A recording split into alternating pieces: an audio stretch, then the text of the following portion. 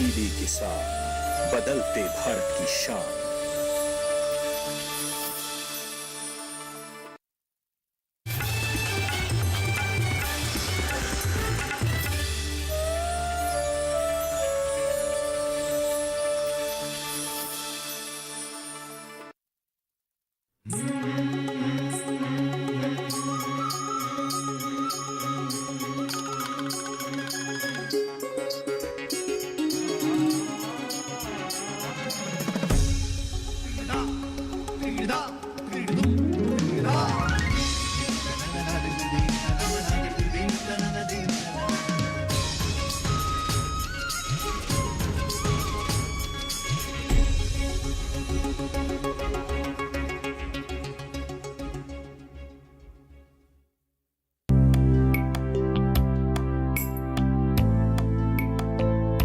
मणिपुर उत्तर भारत में बसा एक छोटा पहाड़ी राज्य है। इस राज्य के उत्तर की ओर बसा हुआ म्यांमार के आसपास के जिलों में से एक जिला है उखरुल। इस जिले का हेडक्वार्टर इम्फाल टाउन से तकरीबन 84 किलोमीटर दूर पड़ता है।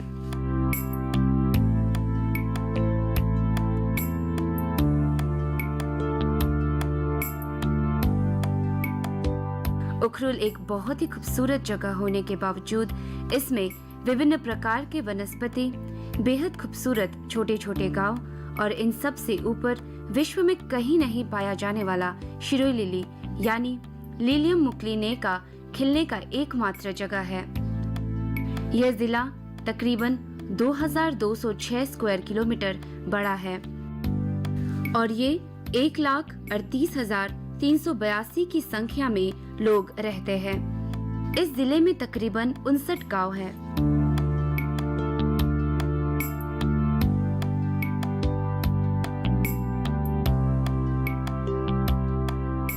हमारे डीडी किसान की टीम जिले के पश्चिमी और बसे हुए गांव के बीच में से फाली विलेज में खेती बाड़ी से संबंधित उठाए गए कार्यों को देखने पहुंचे।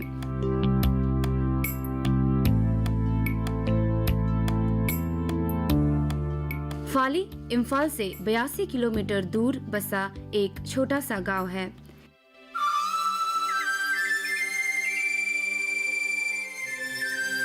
इस जगह में पहुंचने के लिए इम्फाल उखरुल का पहाड़ियों से भरा रास्तों से आते हुए महादेव लमखाई पहुंचते ही दाएं तरफ पड़ता है उखरुल हेडक्वार्टर और इस रास्ते के बाएं तरफ पड़ता है फाले विलेज, जो इस गांव में जाने का मुख्य रास्ता है।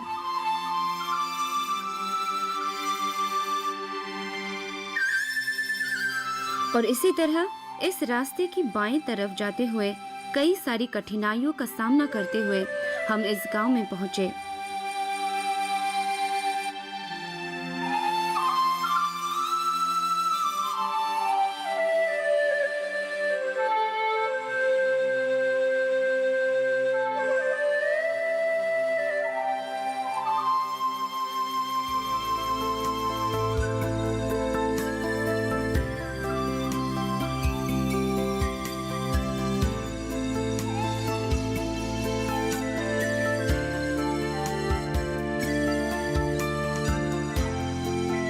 फाले विलेज 64 स्क्वायर किलोमीटर बड़ा, उत्तर की तरफ सोमदाल, तालुई, पूर्व की तरफ नाइमू, पश्चिम की तरफ तुइनेम और दक्षिण की तरफ लमलांग से घिरा हुआ एक गांव है।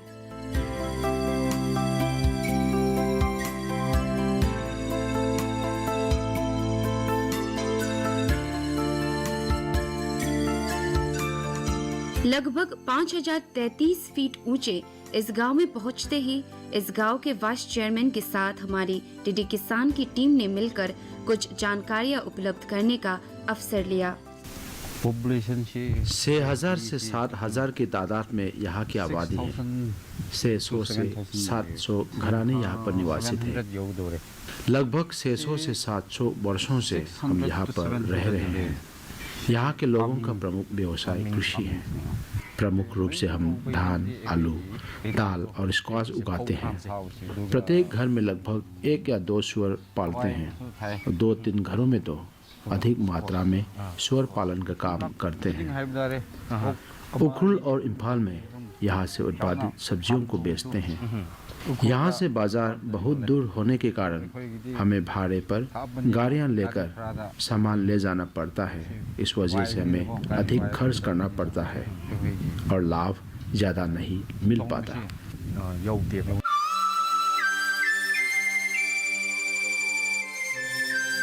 इंडो बर्मा बायोडायवर्सिटी हॉटस्पॉट के अंतर्गत आने वाला इस गांव में साल की बारिश होने की संख्या 2000 से 2400 मिलीमीटर है।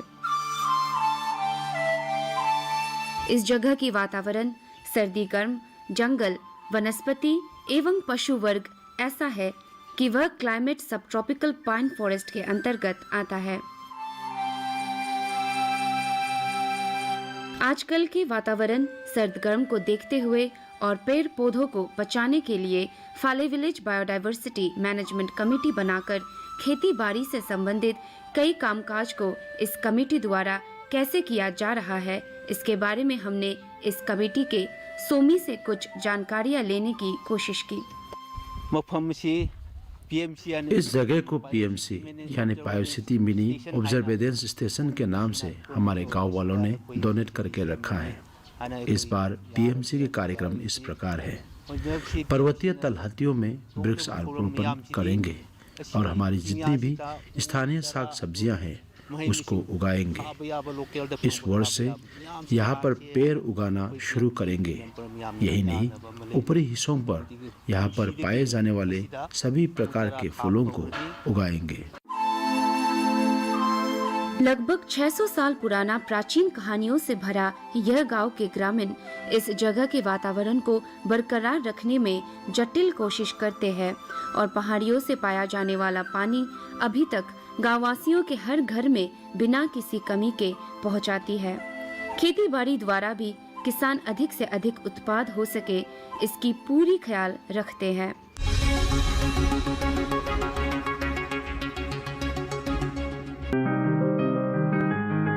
बीमारियों से कैसे बचेगी फसल? मवेशियों की मुश्किलों का क्या है हल? कहां से लाएं बीज, कितनी लगेगी खाद? किसानों के हर फोन का विशेषज्ञ देंगे जवाब। देखिए हेलो किसान लाइव सोमवार से शुक्रवार शाम 6 बजे।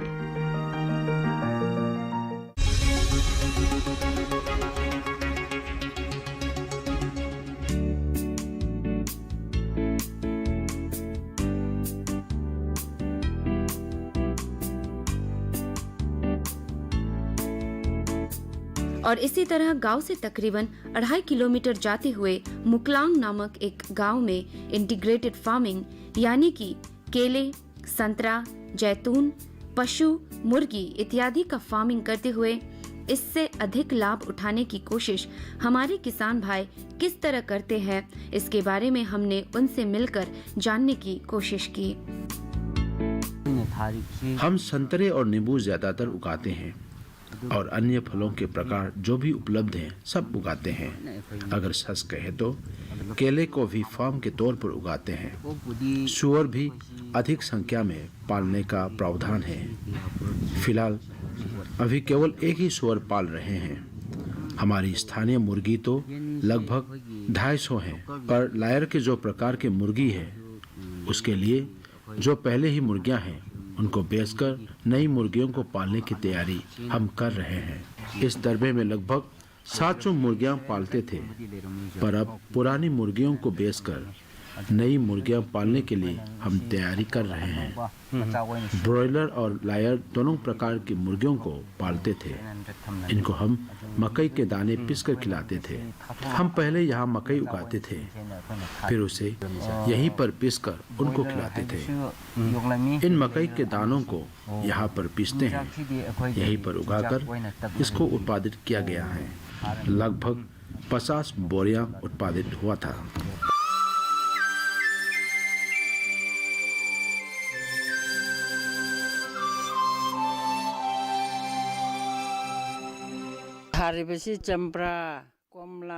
मैंने अभी यहाँ नींबू, संतरा चौरफोन, चखवाई, मटर, तिल और केले भी लगाया है। संतरा, नींबू, केला, पपीता, इन सब का फल खाना शुरू हो चुका है। केले में बहुत कीड़े पड़ते हैं, नींबू और संतरा में भी बहुत कीड़े पड़ते हैं, पर कुछ न कुछ रास्ता निकाल ही लेती हूँ। कभी कभी तो कई पौधे या पेड़ मर भी जाते हैं, फिर भी कड़ी मेहनत करके बचा लेती हूँ।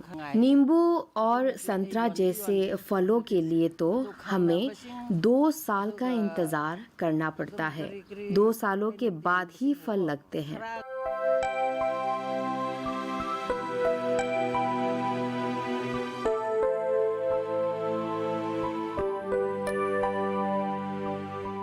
इसी तरह मुकलोंग नामक जगह से निकलने के बाद फाले विलेज से 5 किलोमीटर पूर्व की तरफ तलहाटी के निचले हिस्से पर जो पानी की धारा बह रही है, उसके बीचों बीच खेतीबाड़ी एवं मछली पालन पैडी कम पेशिकल्चर द्वारा अधिक लाभ उपलब्ध करने वाले किसानों से भी मुलाकात की।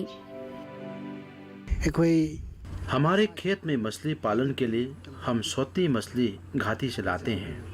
मई या जून या जुलाई के महीने हम सोती मछली लाकर इसके पालन शुरू करते हैं। यहाँ कमन कार्प, ग्रास कार्प और मिर्गल जैसे मछलियों का हम पालन कर रहे हैं। धान को जून माह में खेतों में फैलाते हैं, इस कारण अगस्त के महीने में मछली का पालन शुरू करते हैं। मेरे खेत में 200 से 2.5-3 निकल जाता है। अगर इसे बोरी में हिसाब करें तो 40 बोरी धान मिल ही जाता है। धान कटाई के बाद छोटी मछलियों को इम्फाल से लाकर फिर हम पालन करते हैं। मछली पालन में इन मछलियों को कुल 100 किलो तो हम बेचते ही हैं।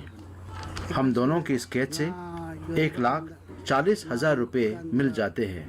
कुल मिलाकर 2,40,000 रुपये तो हमें मिल जाता है।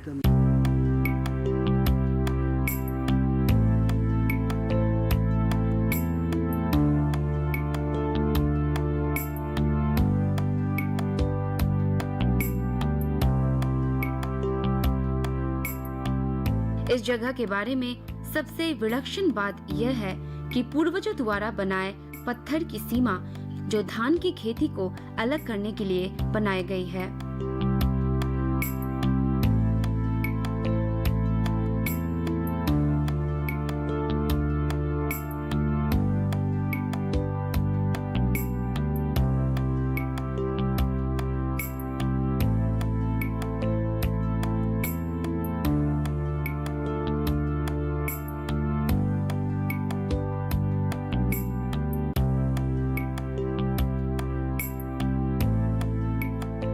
गाँव वासियों द्वारा उठाए गए कार्यों को देखने के बाद वापस आते हुए हमने देखा गांव के आसपास पानी वाले पत्तों को खाकर बतख एवं बकरे की पालन से किस तरह अपनी आय का स्रोत बनाने में जुटे हुए हैं।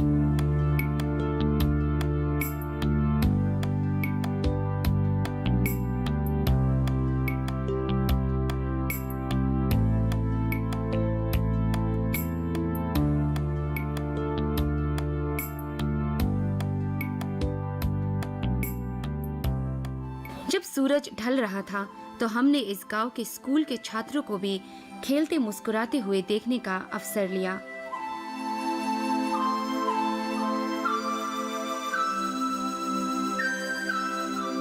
हमारी 2 दिनों की यात्रा में पहली रात के अंत होने पर ग्रामीणों ने स्वादिष्ट भोजन तैयार किया और हम सभी ने इसका मिलकर सेवन किया।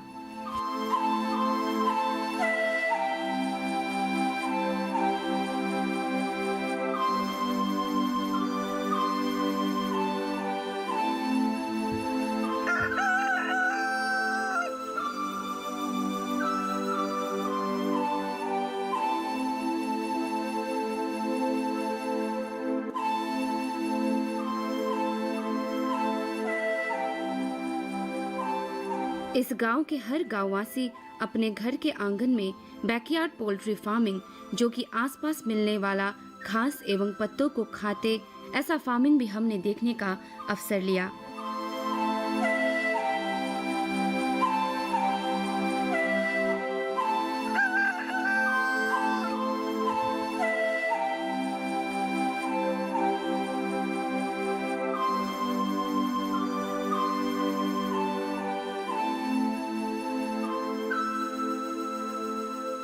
इसी तरह हमारी डीडी किसान की टीम आगे बढ़ते हुए खराब सड़कों का सामना करते हुए निंगशिंगफुंग नामक गांव में ओके पिग यानी सुअर की फार्मिंग किस तरह हो रही है, इसे जानने के लिए आगे किसानों से मिले। 2009 की हो रही है। मैंने सूअर पालन का काम सन 2009 से शुरू किया था। हेम्पशायर है और यहाँ की स्थानीय सूअर के साथ साथ हेम्पशायर की पार प्रजनन कर ये दो हैं। हेम्पशायर और यहाँ की स्थानीय सूअरों का हम पालन कर रहे हैं। हेम्पशायर की पार प्रजनन भी हम करते हैं स्थानीय सूअरों के साथ। ये दो हैं। अभी हेम्पशायर 15 है, नर और मादा बस एक एक ही हैं। सोता और खाने योग्य भी हैं।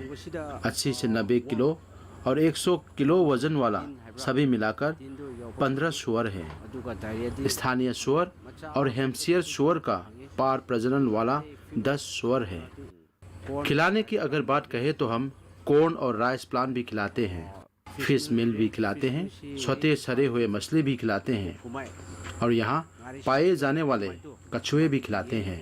केले के पेड़ और शकरकंद के पत्ते भी हम सूअरों को खिलाते हैं। सूअर पालन का ज्ञान मैंने सन 2008 में जापान में 1 साल रहकर सीखा था। वहाँ मैंने इंटीग्रेटेड फार्मिंग पर ग्रेजुएशन भी किया था। वहाँ से लौटने के बाद साथ साथ यहाँ इस गांव में मैंने ट्रेनिंग दिया। वहाँ ट्रेनिंग मैंने खास कर युवाओं को दिया 1 हफ्ते के लिए। उन्होंने कुछ मत निकाला, मैंने भी कुछ मत निकाला और एक्सपर्ट ने भी अपना कुछ राय दिया। इन सारे मतों को मिलाकर मैंने ट्रेनिंग दिया। सूअर को कैसे पाले जाते हैं, उन्हें क्या क्या और कैसे खिलाते हैं, क्या क्या ज़रूरतें हैं, गैस्ट्रेशन कैसे देते हैं और दवाइयाँ कैसे देने हैं, ये सब मैंने गांव वालों को ट्रेनिंग दी है। और कई एनजीओ भी बुलाते हैं अलग अलग गांव से और अन्य ज़िलों से भी। इस तरह जहाँ जहाँ के लोग बुलाते हैं वहाँ हम ट्रेनिंग के लिए चले जाते हैं और कभी कभी अलग अलग जगहों से लोग मेरे पास यहाँ आकर भी सीखते हैं। शुरुआती दौर में बहुत कम फायदे होते थे, बस इन्वेस्टमेंट ही ज़्यादा था। सन 2008 में मैंने ट्रेनिंग लिया और सन 2009 से काम शुरू किया। इसकी शुरू मैंने बस 1 नर और 1 मादा से किया। सरकार से भी मुझे कोई मदद नहीं मिला, इसलिए उस नर और मादा को पालकर मैंने अपना काम शुरू किया। पहले हम सूअर के बच्चों को बेचते थे। धीरे धीरे तरक्की करने के बाद फर्श बनाया और फिर धीरे धीरे सूअरों के रहने के लिए शाला बनाया। ऐसा करते करते 3 साल लग गए हैं। एक सूअर का मैं 20,000 से ऊपर बेचता हूँ। इस प्रकार 1 साल में 5 लाख रुपए तो कमा ही लेता हूँ आसानी से। अगर कोई किसान काम करना चाहे तो पैसे ना होने के कारण बहुत कठिनाइयों का सामना करना पड़ता है। अगर सरकार जिन्हें ये कार्य पसंद है, जो लोग इस कार्य को करना चाहते हैं, जिसे ये कार्य पसंद हो, ऐसे लोगों को अगर सरकार की तरफ से मदद मिले तो उन्नति और विकास बहुत जल्दी हो सकता है। मुझे यहाँ तक पहुँचने में काफ़ी समय लगा। सन 2009 से अब तक उन्नति बहुत धीमी रहा। अगर सरकार मदद करते तो उन्नति थोड़ा जल्दी हो सकता था।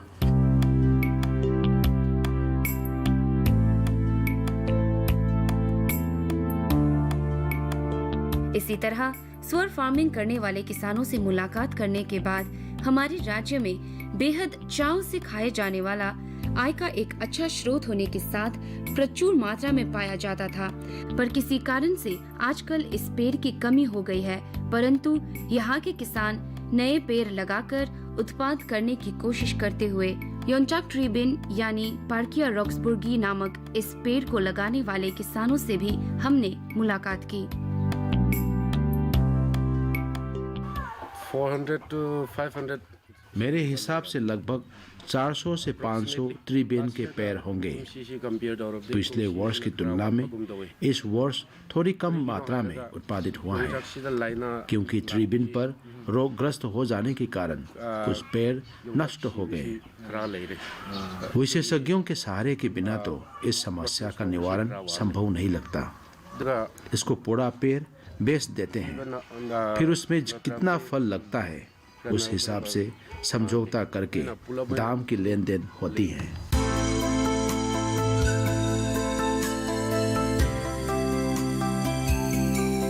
घर द्वार को साफ सुथरा रखना यहाँ के ग्रामीणों का एकजुट सोच है। हर घर में फूलों से भरा खूबसूरत बागीचा है।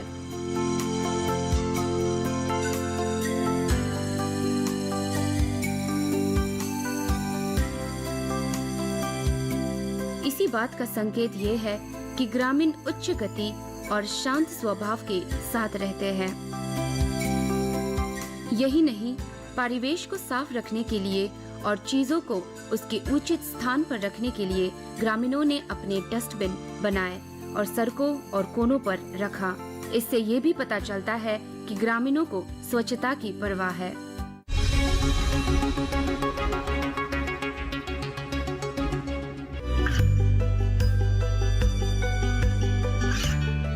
गांवों और पिछड़े क्षेत्रों में सरकारी योजनाओं की जानकारी पहुंचा।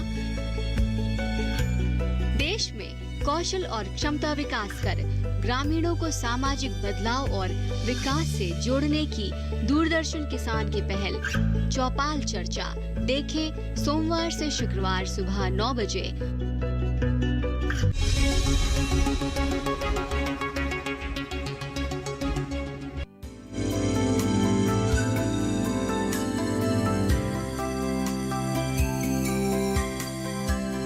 इसके बाद ग्रामीणों ने तांखुल जाति के पारंपरिक पोशाक पहने और अपने प्राचीन गीत हमें सुनाया।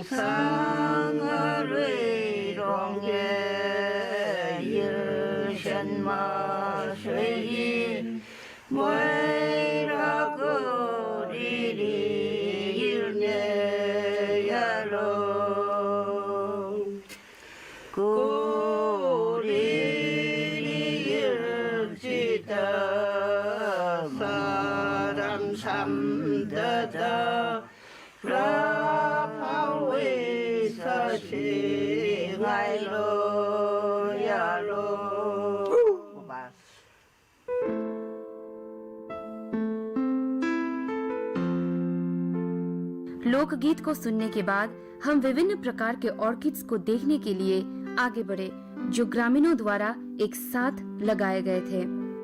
और इसके बारे में हमें मिस्टर बैटरसन ने अपने ऑर्किड फार्म में ले जाकर दिखाया।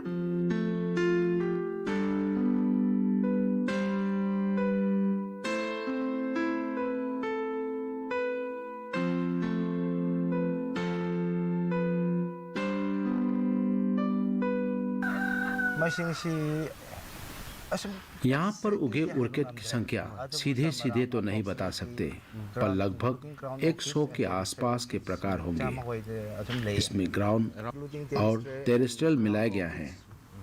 मुख्य रूप से इस गांव में पाए जाने वाले प्रकार को संगठित किया गया है।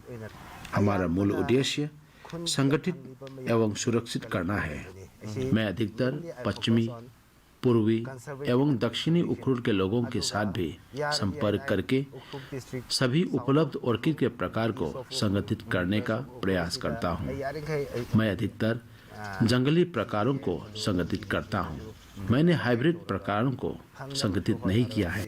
ग्राउंड ऑर्किड पेड़ों पर उगाया नहीं जा सकता, न ही टेरेस्ट्रियल ऑर्किड को जमीन पर उगाया जा सकता है। मैंने पत्थर के दीवार पर पेड़ों पर उगाए जैसे वातावरण बनाकर उगाया है, बिना मिट्टी के उगाया है। बस देखने में ऐसा दिख रहा है। मैंने अधिकतर प्राकृतिक वातावरण को संभालकर रखने का प्रयास किया है। मार्च से नवंबर माह तक के महीनों में लगातार फूल खिलते हैं। सन 2013 के अंतिम महीनों से सन 2014 की शुरुआती महीनों के दौरान मैंने इस फूल को उगाना शुरू किया था। मैंने इन फूलों को इनके प्राकृतिक वातावरण उपलब्ध करवाकर उगाया है, इसलिए मेरे गुजर जाने के बाद भी मेरे वंशज इसको उगाते रहेंगे, इसको जीवन भर उगाएंगे। अगर सच कहे तो ये मेरा हॉबी है और ऑर्किड की ओर पहाड़ी लोगों का ज्यादा रुचि नजर नहीं आता। इनमें इस फूल के व्यापारिक मूल्यों को भी समझाने के लिए, उन्हें सूचित करने, जागरूक करने के लिए, साथ ही जो लुप्त होने वाली ऑर्किड की प्रजातियां हैं उनको सुरक्षा रखने के लिए मैंने ये काम किया है।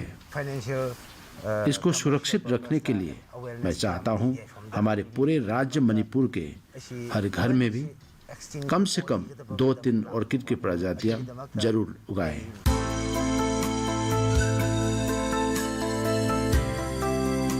ग्रामीणों को इस तथ्य का पूरी अवगत है कि प्रकृति ने जो चीजें प्रदान की हैं, उन्हें बरकरार रखना और गांव की देखभाल की जानी चाहिए। फाले गांव के गांववासी बेहद ही मेहनती, खेती बाड़ी में ध्यान देना और अपने परिवेश को संभाल के रखना उनका स्वभाव सा बन गया है। गांव के विकास के साथ दूसरों के लिए उदाहरण स्थापित करने में एक बहुत ही बड़ा योगदान उन्होंने उठाया। और इसी तरह हमारी डीडी किसान की टीम पूरी जगह के निरीक्षण के बाद वापस आते वक्त गांव वालों ने हमें अपने दफ्तर तक बेहद ही प्रेम से छोड़ा।